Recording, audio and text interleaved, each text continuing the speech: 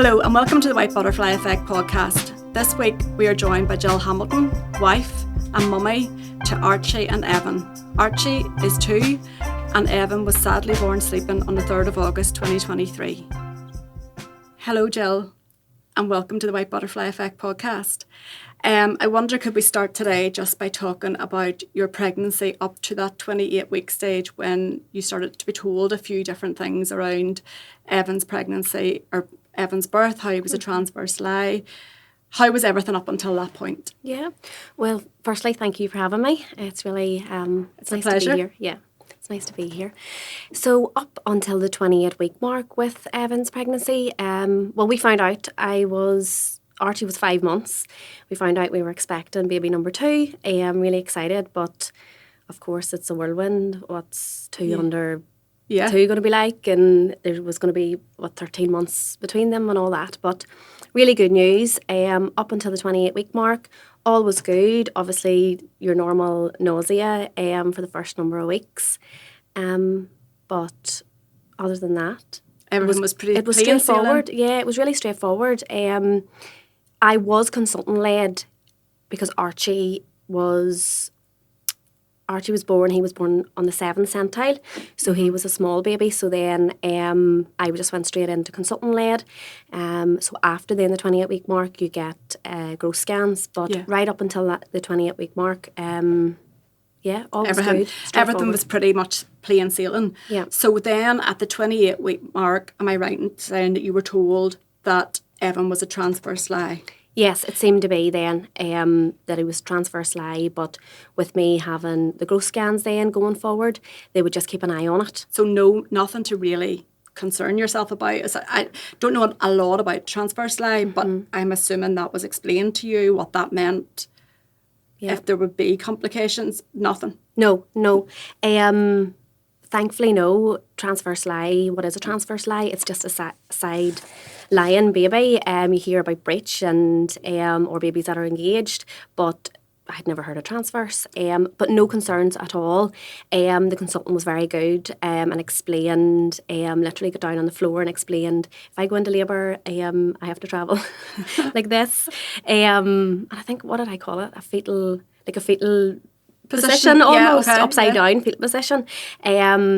But there was absolutely no panic, and I didn't feel. I remember leaving that appointment and being like, that's okay, I know what to do, that's fine. I do think they see it quite a lot. Yeah. So, and I suppose whenever you explain it like that, it's just a baby lying a different way than what is the norm, I guess. Yep. So I completely understand leaving that appointment, no concerns whatsoever. Mm-hmm. So when did you start to feel that things maybe weren't right? Or when did the alarm bells start to go off for you, Jill? It wasn't until just short of 37 weeks. Okay. So right up until that mark, even all my appointments, still transverse lie, but baby's But that was okay. We knew how you were going to deal with that. You were fine with that? Yeah. Fine with that. I was feeling movements, all was good. I had explained, if I go into spontaneous labour, have to travel, just come straight down, nearly don't even ring, just come on straight down and take me in, because there's a chance that the cord could come first. Okay. I don't know, is that a prolapse? I don't know what, if that's the right term, but the cord could come first, and that's just their only concern really with it. But it was 37 weeks. I had a sleepless night. It was the Monday, and my week's always renewed on the Tuesdays. And it was a Monday night, and I had a really sleepless night, and I remember not feeling any movements that particular night. Being up all night, overthinking, but I was like, it'll be fine, let's have a coffee, put sugar in it, all that. And it wasn't till about 8 o'clock on the Tuesday morning that I decided to phone the assessment unit. Okay. Obviously, there was so much in my head because, I had Archie to look after. Who's going to look after Archie? Roger had to go to work and all that. That was fine. This is what sometimes I don't think people see, is that all this is going on, but life still is going on for you as well. Like, you still have to say to your baby that's at home and then rush to a hospital. Probably, I'm sure you drove yourself. Oh, yes. Yeah. Yeah, and all this going through your head, is everything okay? Is everything okay? People don't see that. No, that particular morning was a sunny morning. And I remember waving Archie off, taking a video of him in the front of Roger's van, and waving him off because he was going to work with Daddy, basically. He was going to his granny's house, and I was tiddling down the road to the assessment unit to get checked. Yeah. And you know what, Jill? Like, I can't even imagine what all was going through your head at that point. Like, do you know what was going through your head? Like, or did you just think, or were you pretty much like, oh, it might be okay? So with Archie, it happened, I was 39 weeks and I had reduced movement then. And I had said to the midwife, she says, just go down to the assessment unit, I'll phone them, tiddle on down. So at that point, you went down, you actually had to phone them, you couldn't go into the waiting room, it was just at the end of COVID. So I waited in the car, and I remember thinking to myself at that point, oh, I'm just going to go home, it's fine. But actually, with Archie, I went in and my the hindwaters or something had gone, and then it was like, oh no, you're not going home, you're going to have a baby. So that was with Archie. So I kind of knew there is reduced movement here. But at the same time, what was going through my head, it'll be fine, sure. It'll be fine, it happened with Archie. And I'm 37 weeks, if I have the baby now, it's going to be grand. It will be okay. You know, baby's healthy, growing well, doing well. I think that was in my head, and yeah. Do you know what? Like, it must have taken a lot of courage to act upon your instincts, because I know as a mummy, you sort of tell yourself, oh, I'm being overreactive, or I'm being overbearing, or I'm finding problems that aren't there. Yeah. So it took a lot of courage for you to get up and go and act on them instincts. Yeah. You know. Very much so. And I think it's because I had the sleepless night and it was going through my mind. And I had worked myself up, but at the same time I was calm. Internally, maybe not so much, but I was calm.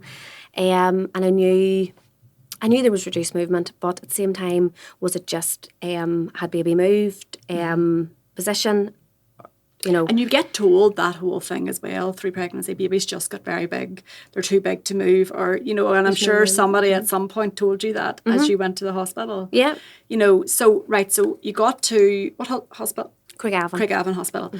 And you arrived there, and tell us a wee bit about what happened then. Yeah, so I was actually seen straight away. It was first thing in the morning. It was 8 o'clock. So I was seen straight away, and the consultant came in, or the midwife came in, done the usual checks. Then the consultant came in and scanned and could see that there was little movement. On that appointment, actually, or in that scan, I remember him saying to me, do you know what you're having? And I was like, no. And he quickly moved away. Yeah. It's just one of those things that sticks in your head. But there was no concerns as such, but there was reduced movement, and he could see there was reduced movement. There wasn't much movement there, but everything else seemed to be okay. Yeah. So they had gone away for a while and come back and says, look, we would like to keep you. If that's okay, just to monitor you and baby, and you'll go up to the ward shortly. So again, there's that whole situation of Archie's at home. So what am I going to do? Mayhem. How am I going to get Archie looked after? What are we going to do? Yeah. Like, I need to get a bag packed. Like, so there's so much in that moment where have got my leg shaved. Absolutely. You think about that with Archie. I remember thinking, I don't have my legs shaved. My hair's not washed.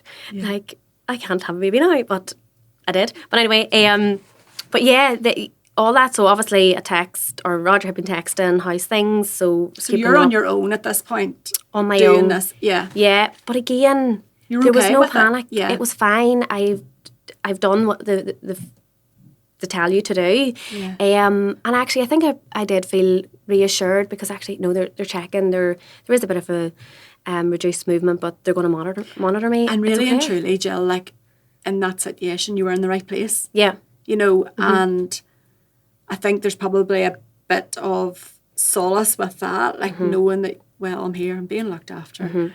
it's not ideal that I have to organise a babysitter and stuff, and it's not ideal that I'm not as prepared as I would have liked to have been, but I'm here and that's just it. That's it. Yeah. Well, my bags have been packed for a good while. They were just sitting in under the stairs, but never obviously didn't bring them with me, but didn't want to use them anyway because baby wasn't coming. I didn't want to wreck the bag up. Yeah. But yeah,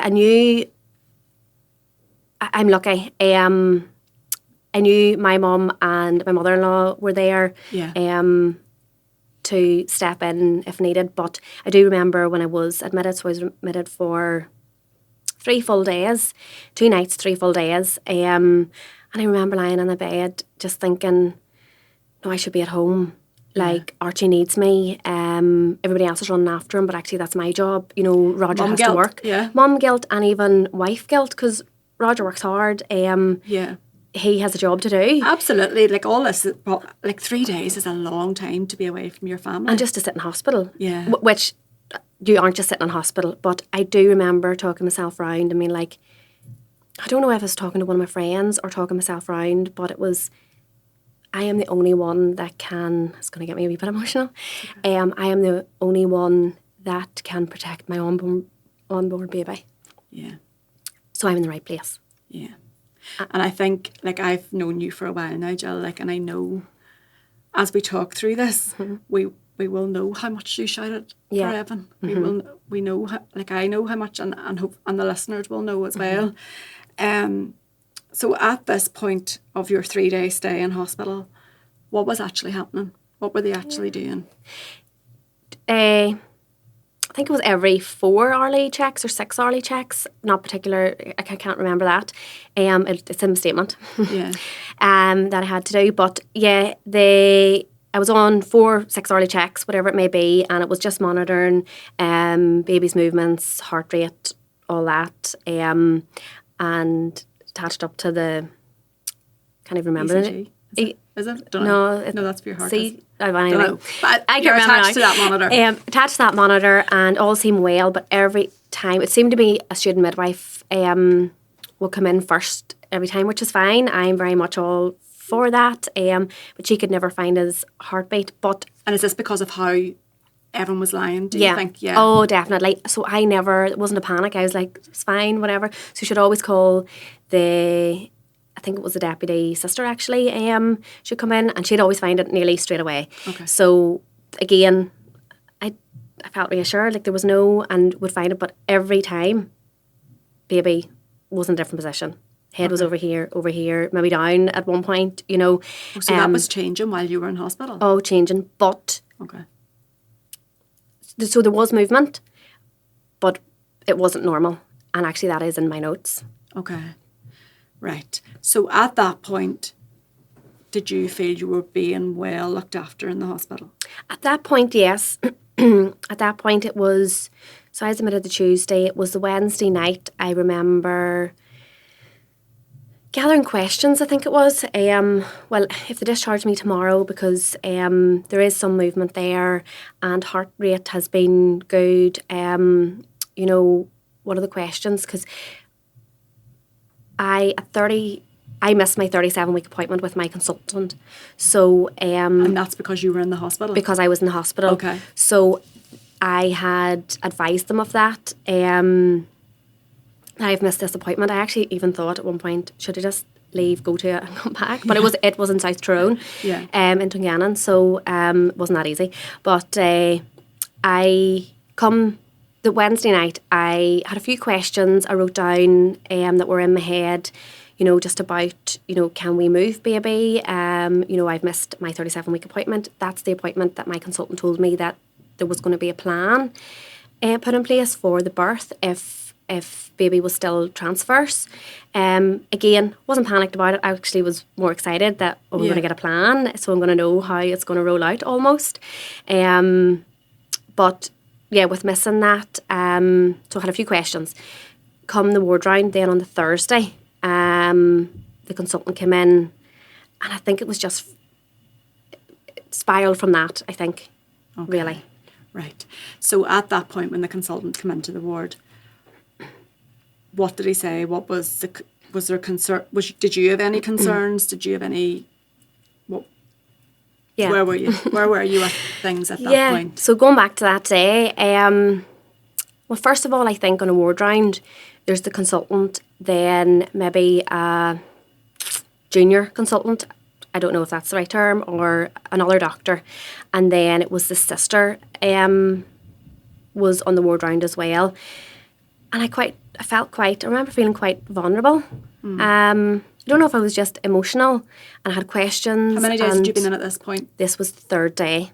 You're probably tired as well. Like, Yeah, you know, and just being in hospital 3 days away from your child and your husband. Yeah, and just that guilt really eating You're probably at a you. bit fed up. A wee bit, yeah. And it was lovely weather too, so of course. But and just seeing pictures and of Archie at home And were you in the maternity ward at this point? What ward were you in? yes, postnatal ward. Okay. Is that right? The postnatal ward, but at one end, and actually there was a few other mothers, expectant mothers there. One that was going for a section and had been in a couple of days. She had to be on bed rest, and then another, can't really remember, but I think she was maybe going for a section again, maybe bed rest. And I remember throughout those couple of days, you know, hearing them getting ready, and them waiting that early that morning, fasting early that morning. They were going to have a baby, and I often think of them. So did they come in, had their babies, and left in the time that you were there? Yeah, Yeah. It's hard too, Jill. yeah. Right. So consultant come in. Yes. You felt a bit vulnerable. How did it go? How did that go? Well, like, or what? You say you felt a bit vulnerable. What was that actually like? Like, did you just feel like everything wasn't right, or this plan wasn't going the way you wanted it to go, or? Yeah, I was being told how it was going to plan out, basically. Which can be fine. I listen. I respect your opinion, but I was sitting on the bed in my pajamas. So again, you're vulnerable. The consultant came in, sat down at the end of the bed, and was like, "Right, so let's check where baby is." And just before that, the midwife had been in, and I was on the machine. I think I was on the machine, but anyway, no, I wasn't. He couldn't find where baby's head was, and I had to tell him, "Oh, the midwife head's here." The midwife was in and has checked, and I think then that's the point where they hooked me up maybe, and then he started to ask questions. Well, how does this machine work? The consultant asked? Yeah. Okay. To the sister. So then she started to explain, and then I didn't feel reassured. There was just a few things, and then he was like, when he got Evan's heartbeat and all, and it sounded strong and healthy and good. He was like, I think we'll discharge, but for reassurance when we do a wee scan just to make sure baby is that side. I was like, that's okay. Right. And then he kind of got up to leave, and I just burst into tears. Yeah. I just kind of felt, is this it? So after 3 days of being in hospital, then you're being discharged home. Mm-hmm. And at this point, did you think that you might be induced, you might go be that was you in to have your baby? Yeah. Yeah, I think in the back of my head, I wasn't leaving without a baby in my arms. I think with having a transverse lie, and actually a term that they kept using throughout was unstable lie. They kept calling a transverse lie. And that's a bit worrying. Yeah, unstable lie. And actually, I think that was maybe in my head as well. Like, but it's an unstable lie. Like, and I'm 37 weeks, and I've missed my 37-week appointment. So panic was setting in. Ever so slightly, and then he was just like casually. The consultant was just casually. Yeah, it's fine. We'll discharge, but we'll do a wee scan. Just to double check, and then we'll let you go. Yeah.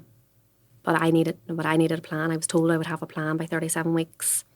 You know, I missed my appointment. So when I burst into tears. So was there a plan? Right, so what did he say? Yeah, so you burst into tears and what? I burst into tears, and his reaction was a bit, what did I do wrong? What have I said wrong? And the sister kind of rushed him out, goes, go on, like, it's fine. And she sat down beside me and was like, not what's wrong, but, it's okay. Like, what would we do here? What would you like? Yeah. So she sat down, she listened, and I had said my concerns, should I have had a plan? I missed my appointment, this, that and the other. If I'd like a section booked in at this point almost. At this point, I'm sensing that there was desperation. We just want baby here.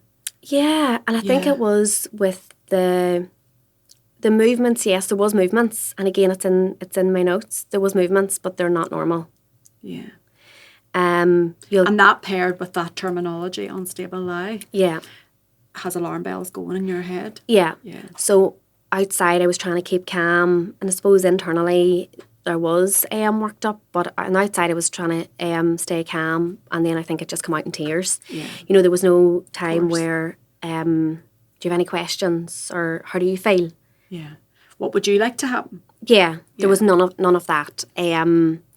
And I often think if Roger had been there, as a bit of a backup, not me sitting in my jammies on the bed with 3 professional staff. Feeling a bit intimidated, maybe? Ever so slightly. Yeah. And the midwife, it was a sister, she was a midwife, is that right? And her coming along probably kept you a wee bit. Like, I think the midwife role in all of this is so important, like, isn't it? So important for them to keep you calm, and it's so important that,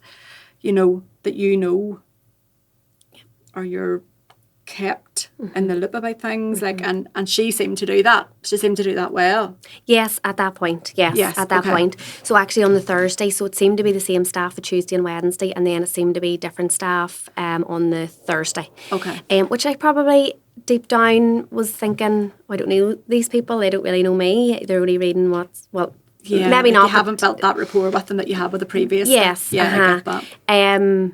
It had been the deputy sister, I think, on at that point, but she sat down at the end of the bed and I calmed down.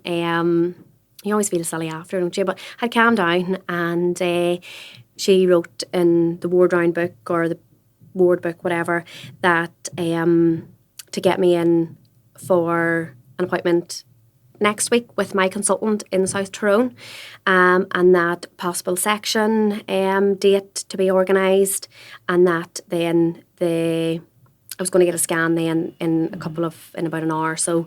Consultant was going to come up and scan me. So I did. I felt at that point, okay. Yeah. She listened emotional, to me.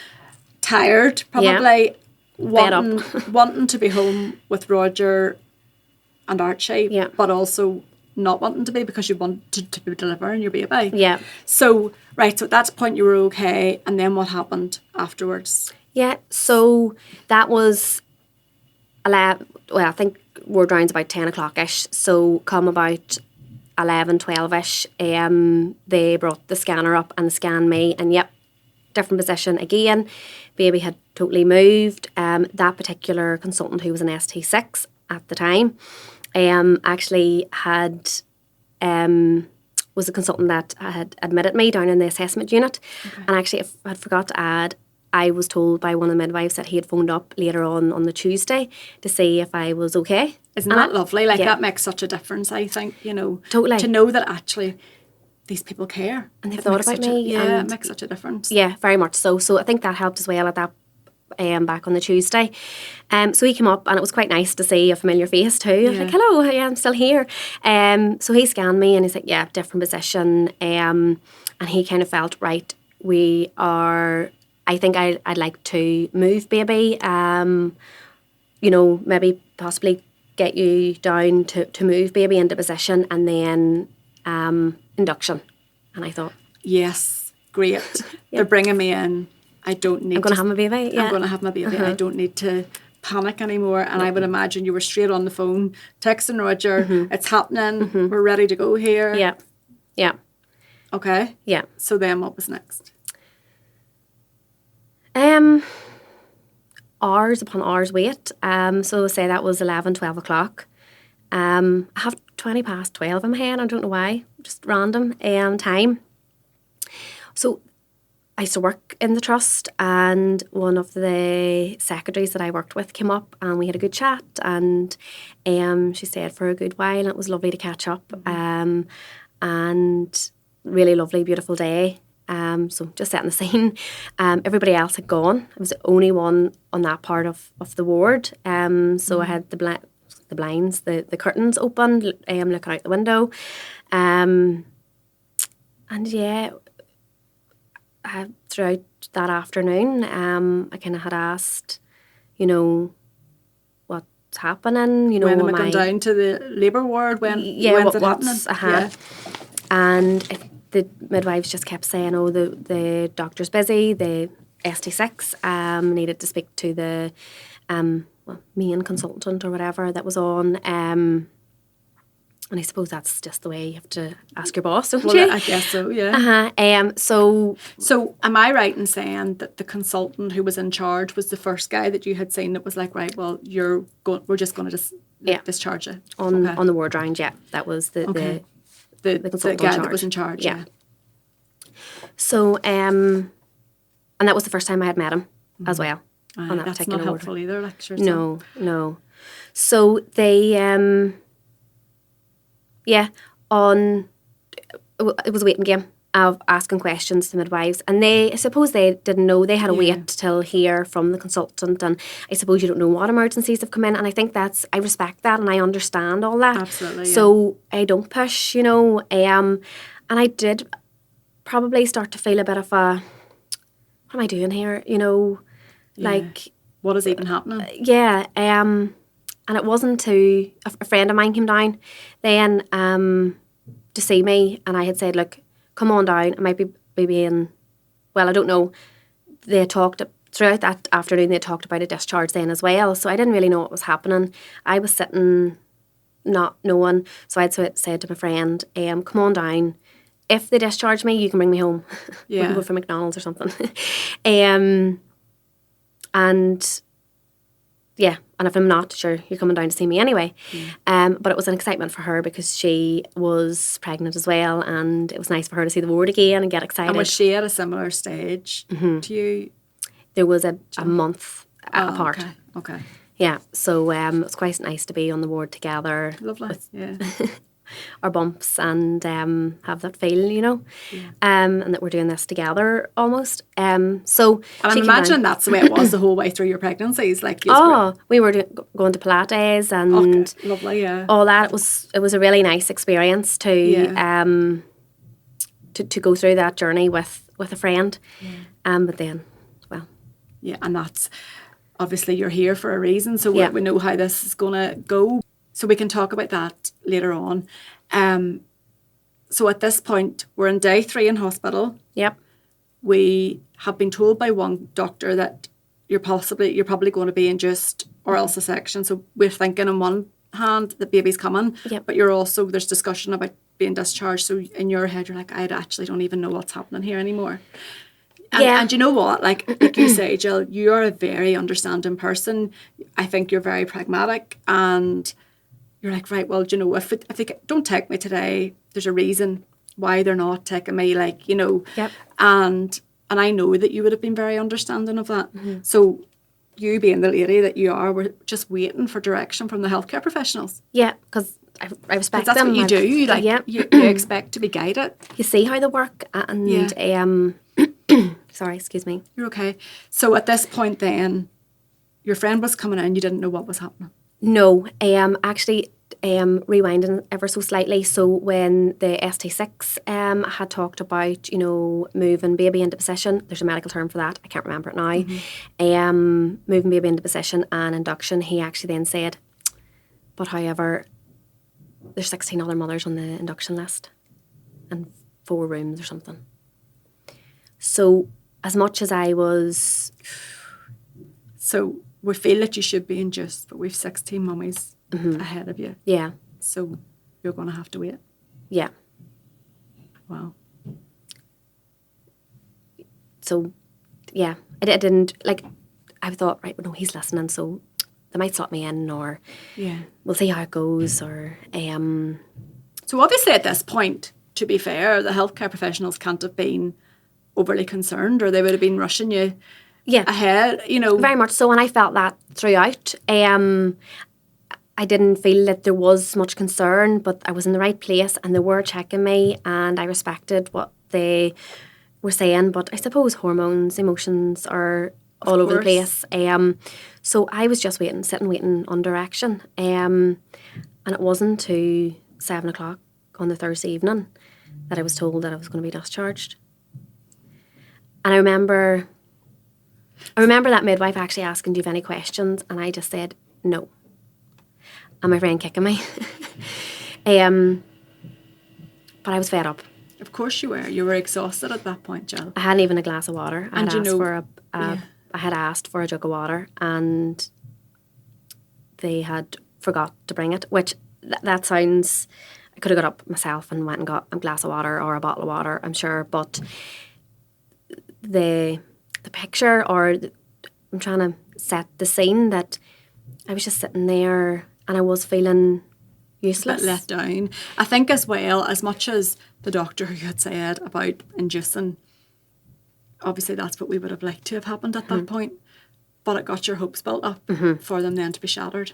Yeah. And did they give you an explanation as to why the decision was to discharge? Was it because there were 16 mothers in front of you? I can't really remember, if I'm honest. I think whenever the midwife... I'm not sure if she really knew. I think it was just discharge her. And I think I was fed up at this point that I was like, no, I'll just go home and I'll figure it out. I'm just thinking as well, Jill, of Roger at home, like, you know, thinking baby was coming and then a U-turn, but like that's all very upsetting, frustrating. I'm sure he like sitting at home, like, and this is where I always say sometimes the men get a bit forgotten about in this journey, because that has to have been really tough for him. You know, getting the phone call, the message to say, oh my goodness, they're going to induce me, to then actually I'm coming home. Yeah, and I think going back to Archie's birth, I remember when I was pregnant with Evan, I remember asking Roger about a part of Archie's actual birth, and he just, I think he was slightly, I hope he doesn't mind me saying this, but ever so slightly traumatised by Archie's birth. It was induction, forceps, all that. And that's another thing, like, you know, birth can be traumatic, like, and you know, I often say it, like, men have to sit and watch what's going, or birthing partners need to sit and watch what is happening to their partner, and it's for hours on end with no like explanation. What's normal, what's not normal. Like I had gas in there, I had diamorphine. I was great, I was happy, and I was. I don't feel traumatised really from Archie's birth, if I'm honest. Yeah. But then I was enjoying myself. Yeah. You know, Roger turned around and said to me when I asked a few questions, he goes, if you don't mind, I don't want to talk about it right now. Yeah. There was a point whenever Archie was then born that his ABCAR score was 0 for the first 5 minutes, so he didn't breathe for the first, if that's the right term, he didn't breathe for the first 5 minutes. But again, I was then getting worked on. I was still... You were concerned at that point. You were high, concerned about yourself because the doctors were doing whatever they had to do with you. Yeah. And Roger's watching all of this. All of it. That is very, very traumatic. Yeah. Very traumatic. So then he was obviously worried for me, and then obviously going in with reduced movement and, you know, oh, I'm going to be started. Actually, no, I'm not. You know, yeah. So sitting at home...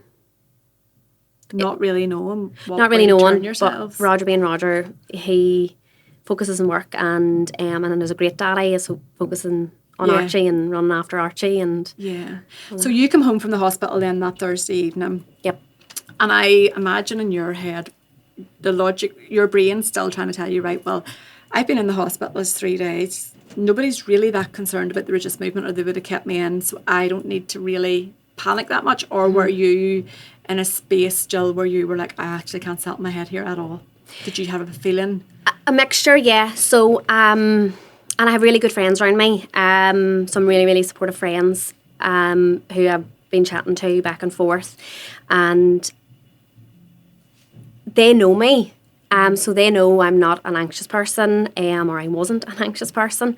I don't let anything worry me, annoy me. I kind of just go with the flow. So I think they could feel it in me or see it in me or things that I was saying. They says, Jill, if you're not reassured, go to your midwife at the doctor's. Our midwife, or I think it's community midwife, is in the doctor's on a Friday or whatever. So with being discharged on the Thursday, I thought, do you know what? Actually, do you know what? I'll just do it for myself and reassurance. Yeah. And so I phoned up on the Friday, got an appointment with the midwife for the Friday afternoon, and tiddled up there then to my doctor's. And how was things then when you arrived at the community midwife? Was everything okay? Yeah, I was nervous. Just had a feeling? Yeah, like I felt like I was there. I was there for a reason. You know, something's not sitting right. And I remember sitting on the seat and having really sweaty palms. And that's not like me. Yeah. I'm really chilled usually. Roger might not say that, but usually I'm really chilled. I just go with the flow. There was just a feeling. So I went to the midwife, and there was 2 midwives. It wasn't the actual midwife that would normally be there. It was a locum, or I don't know what they call them. So there was actually 2 on. Okay. 2 in the room. And I remember her saying, one done the Doppler, and one was doing the notes. And I remember her saying to me 3 times, on 3 times within that space of 10 minutes, that you don't need to be here. But I get, this is the thing, I get what she meant. Like, I had been to the hospital, I had been to the assessment unit, I'd been seen to consultants or whatever. I understand that, but I said on the then, I repeated myself on 3 occasions, I am here for reassurance. Yeah. I need reassurance. And were they able to get a heartbeat? Yes, straight away, more or less. Okay. Yes. So you left there happy enough? I left there. I had mentioned to them that they had told me on discharge that they would get me an appointment at the next consultant clinic. The next consultant clinic in South Tyrone. So I had mentioned that, and goes, well, we'll have a wee look for that. To be fair to the midwife, we'll have a look for that, and sure, I'll give you a call later on if I can see it. Or she did. So way on I went, and I thought, right, Jill, settle yourself. Settle yourself. Everything's fine. You've been well looked at. Well enough looked after. Yeah. Everybody's telling me everything's fine. Yeah. So stop panicking. Yeah, quit. So how far ahead was your consultant appointment? So got a phone call later on the Friday afternoon from the midwife, who said, your appointment's not to whatever date, and it actually worked out that I'd been 39 plus 1 at that appointment, and that didn't sit right. I was like, no, this is not, it's like, no. She couldn't tell me a time, but anyway, she told me the date. So that was the Friday evening. It's Friday. Okay. Coming into the weekend, I just thought to myself, right, settle, we'll see, come Monday, I'll see, I'll phone, I'll wait for the letter to come through, and I'll phone. Okay. And it did. It had actually come on the Monday morning, and I phoned the appointments office to try and get an appointment, but there was none. It was fully booked, and in fact, I think it was overbooked because it was the consultant shift over. Okay. Time of the year or month or whatever. Right. Okay. So it was pretty packed. So you couldn't get seen earlier? No. Right. So you arrived to your consultant appointment. So it remained at 39 plus 1? No. Okay. Well, yes. I didn't get an appointment when I phoned on the Monday. And there's nothing that they can do. Like, I understand that. I worked there before. Yeah.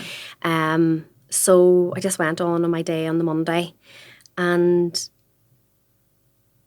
a friend of mine now says, Jill, you weren't in a great headspace on that Monday. I went on a play date with Archie and a few friends, and I was really exhausted, but I think I was just overthinking it all. Like, appointment's not till I'm 39, and but I was told that I would have an appointment and I would probably have, like I was getting a section would be booked in by now and all that. I would just have a plan. Yeah. But there was just a feeling. Just something wasn't It's one of sitting right. those things that's hard to describe, like, but I think it's like it's a mother's instinct, isn't it? Like, you just, like, so many mummies I work with would say, I just felt, I can't even describe why or how. Yeah. But I just felt that something wasn't right. Yeah, it's it's so hard to explain. Yeah. But that Monday, I wasn't, that's even hard to explain how I was. But anyway, I thought to myself, how am I going to make them listen to me, or how am I going to I've done everything that I could do. And going back to working as a secretary in the hospital, I thought, I'm going to email them. Yeah. So I'm going to do. I'm going to get the name of the consultant's secretary, and I'm going to email him. And that's what I done. So I phoned up, got the name, and sent an email then it wasn't to the Monday, late evening, afternoon. By the time I got an email wrote up, sent, and the name of the consultant secretary. And so, but I did, sent a quite an informative email. And you got a response to that, did you? Got a response then on the Tuesday, because it was later on. So got a response. They were very good actually. I was told actually you need to send it to this person. So just here's the email, forward it to that person. And then as soon as I forwarded to that email, they phoned me back and said, no, do you know what? It needs to go to the South Tyrone secretary. Okay. I'll forward it now, and hopefully she'll contact you. So I thought, okay, right, no. Yeah. They're listening. Yeah, they're... Yeah. I'm getting somewhere. Yeah. So that was the Tuesday. On the Tuesday, say my date renews as such, or my week renews. So I was 38 weeks on that Tuesday. Okay. And then I had just got myself into the car on the Wednesday morning to bring Archie to creche. And I got a phone call from the South Tyrone secretary, who says, can you come up to clinic today, 12 o'clock, and your consultant will see you. I can imagine at that point you're like, thank God. Yeah, like, thank goodness. Here we go. Here we go. Yeah. Somebody's listening. Yeah. I'll probably be taken in here now, or, there'll be a plan put in place. And at the very least, they'll tell me, everything's grand, you've nothing to worry about. Yeah, or baby's in position. We're ready to go. Yeah. Okay, so you go to the consultant's office. Do they scan you? What happens at that point? Well, that morning I thought, right, this isn't going to be like Archie's. I'm going to go home and wash my hair. I'm going to go home and shave my legs. And I'm going to throw my bags into the car, my hospital bags. I went and bought a Henrietta the Hoover, and she wished me well. She's like, how many weeks are you? And I said, 30 weeks. And she wished me well. She helped me out with the Henrietta. 38 weeks at that point. 38 weeks. Yeah. And then I fried off some mince. As you do, because I'm going to batch cook. I'm like, right, I need batch cook foods for going to be all that.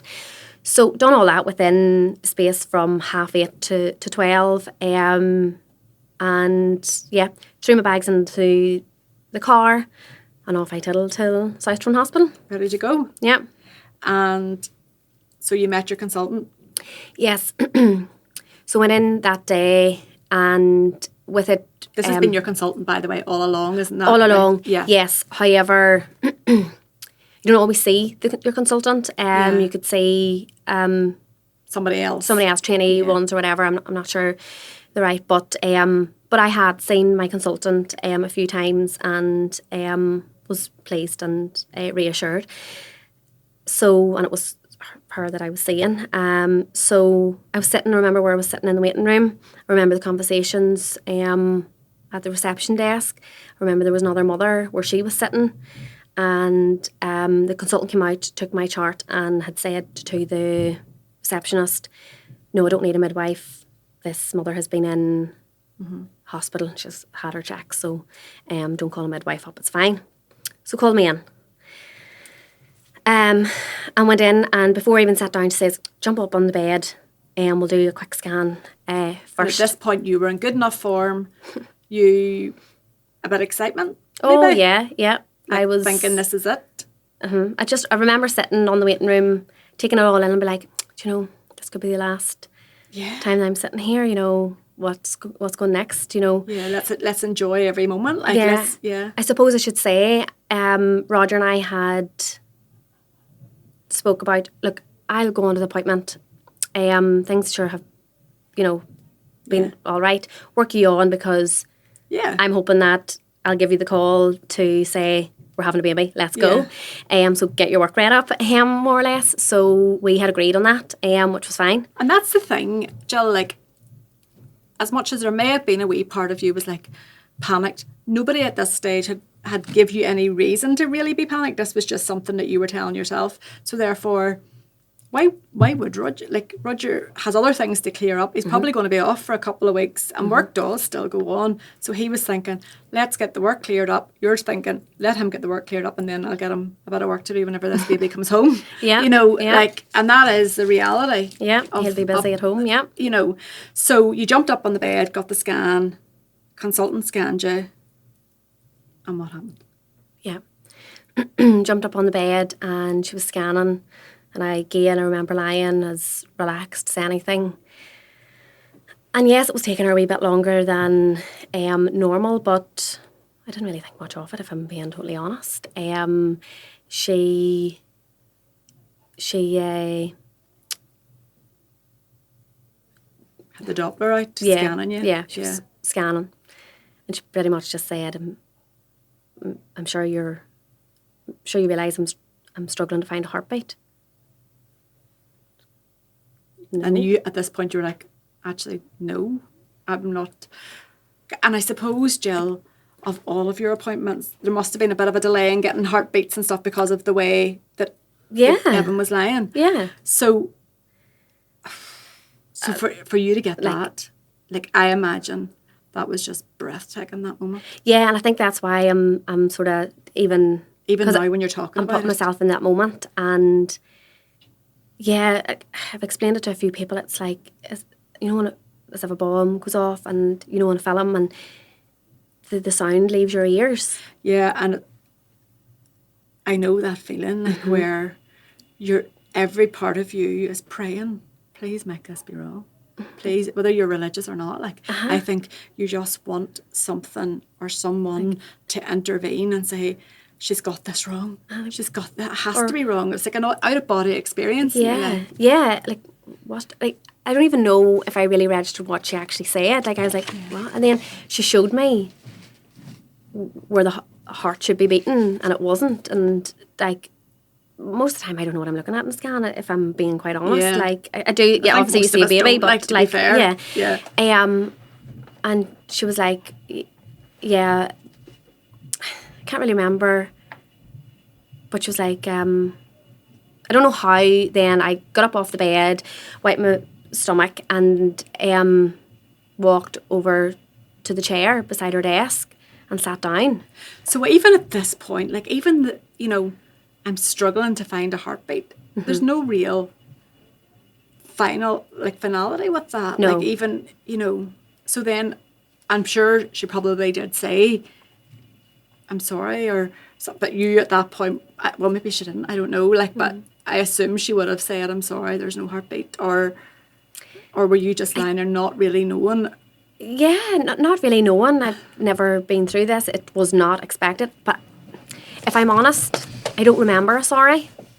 Okay. Maybe after, but I don't remember a sorry, if I'm being honest. Especially not at the time of the scan. There wasn't a sorry, but I think she was taken back. Of course, yeah. Because I'd been in the week before, and all of that. So, yeah, I sat down, and again, what all was she talking about? I'm not really sure. That I had to take a tablet. I would have to go home, take a tablet. She did ask, do you want me to call somebody? And I was like, no. No. I want to go home. Out of here. Mm-hmm. I want to go home. And that's all I was in my head. I want to go home. Mm-hmm. And, like, nearly go home and shelter myself as if I don't want this to happen. No, let's rewind the day then. Yeah. Like, this isn't real.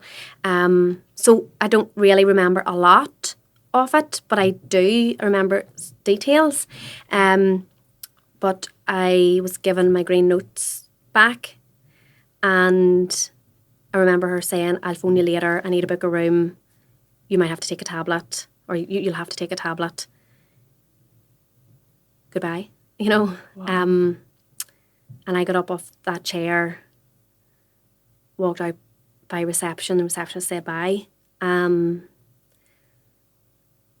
Walked out through the door and Got into your car.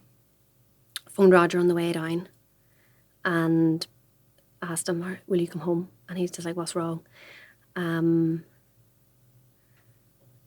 yeah. So you drove home on your own? Yeah, got into the car, dried my tears. I was like, I'm getting home. You I am needed to going be home. Yeah, home is my safe place. Yeah. So I drove home. And then Roger met you at home? Yeah, he met me at the door, and I think both of our legs Just dropped? left us. Yeah. And yeah. And then, so you then had to go back in to deliver Evan? Yes, so we managed to make our way to the sofa, and my mother-in-law arrived, and then I was like, I need my mum's at work, I need to phone my mum. And you just want your mummy. Of course you do.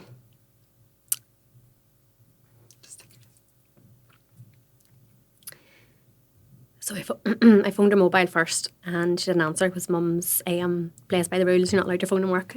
Yeah. So I phoned her work. And I remember hearing the hustling, you know, Nora, it's for you. And all the words I could say was, Mummy, there's no heartbeat. Jill. She just says, I'm coming now. Yeah. And you do just want your mummy in that situation, like, don't you? Yeah.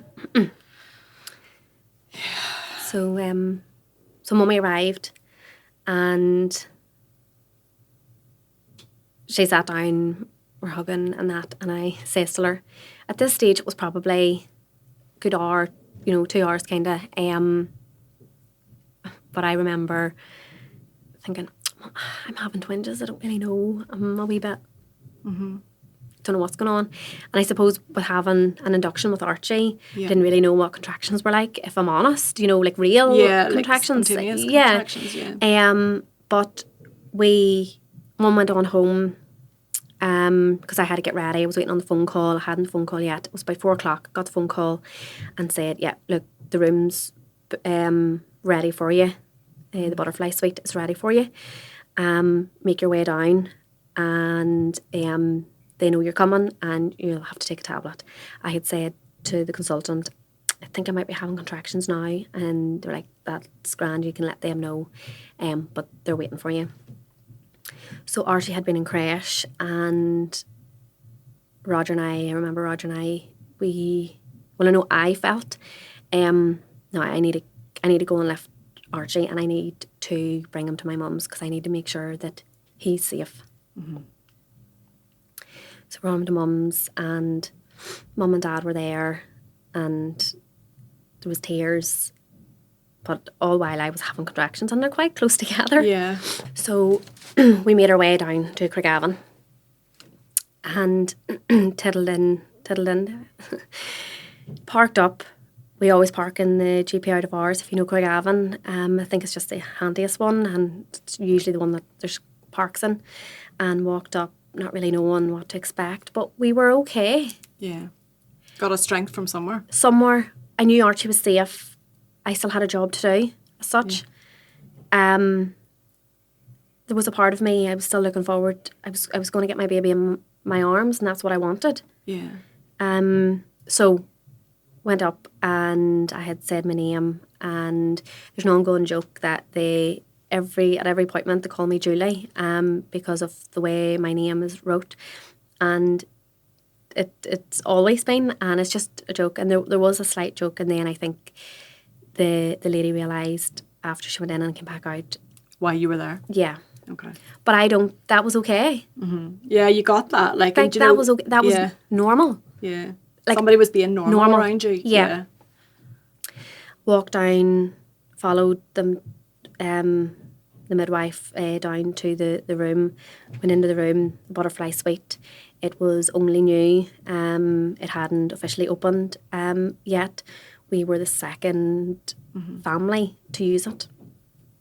And yeah, I don't know what And how was Evan's birth? Are you okay to talk about that? Yeah. Because I know we've talked about it in the past, and you've described it to me in the past as being really beautiful. Yeah. Can you tell me a wee bit about that? Like Yeah. just how that Yeah, was? it was. It was the perfect birth. It was the perfect birth, but just not the perfect outcome. When I first went in, I got changed. I was still having my contractions. There were so many minutes apart.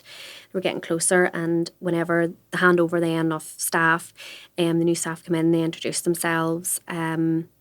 They explained all, and they checked, and I was about 4 centimetres at that point. It was probably about, I think we arrived down at 7, it was probably just after 8 before they checked me, just obviously with the handovers and that. And then, yeah, beautiful birth. Room was dim.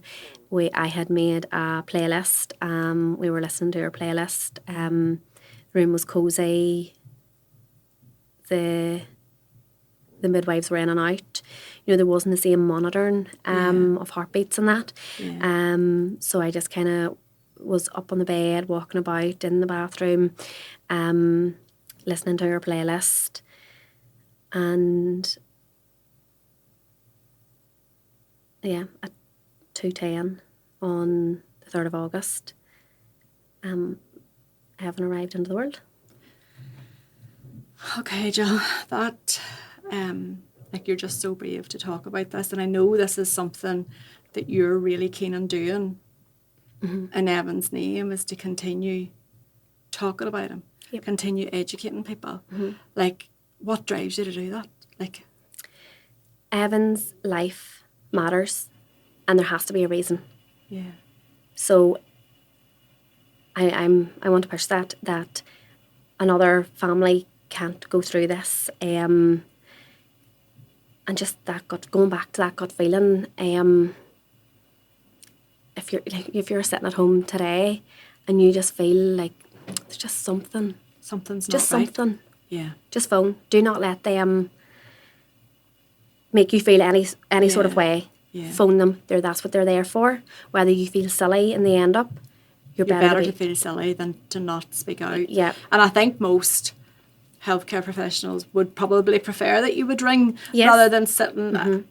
Maybe I'm speaking out of turn, I don't know, but I think they would prefer that. So my last question to you then, Jill, is what, if there's anything that you would like to say or advice that you would like to give to healthcare professionals, what would it be? Just listen. Listen. We respect. We respect, you know. They have a job to do. Yeah. And there's demands on them. And, Yeah. and I suppose as well it's important to remember that there's a family behind Yeah. the person. Yeah. There's a whole family behind the person that they're seeing. And I suppose it's very easy in every walk of life to become quite used to what you do. Like, and if you're seeing pregnant mummies coming in who are maybe a wee bit overbearing or coming in continually, it's easy to think, oh my goodness. Because I know whenever I was pregnant with my boys, like I was like, oh, I'm going to ring my midwife, you know, and I probably was overbearing, and they probably get that a lot. But I suppose it's you're right. Like, just listen. Just listen. We're not all like that. I respect, you know, your job here. But don't they say who shouts the loudest gets heard and whatever. But I'm not that type of person. I will say my bit and then listen to your side. I'm like, okay, that's fine. But I tried on a few occasions. Yeah. And nobody listened. Okay. Yeah. So is there anything else, Jill, before you finish up, is there anything else that you would like the listeners to know about you, about Evan's story? Is there anything else that you would like to add at this point, or are you happy enough that you've covered everything? No, I think I've covered everything. I just want to continue saying Evan's name, and if I'm ever out and about, I love to hear his name and say his name. And Archie, knows his And you know what, Jill, we're back to that point whenever you were in the ward on the first day where you thought, I'm Evan's mummy, and I'm the one that has to shout for him here. Yeah. And that's what you did the whole way through this, and that's what you're continuing to do. So I think you should be so proud of yourself for doing that. And thank you so much for coming on the White Butterfly Effect podcast. Thank you. Thank you.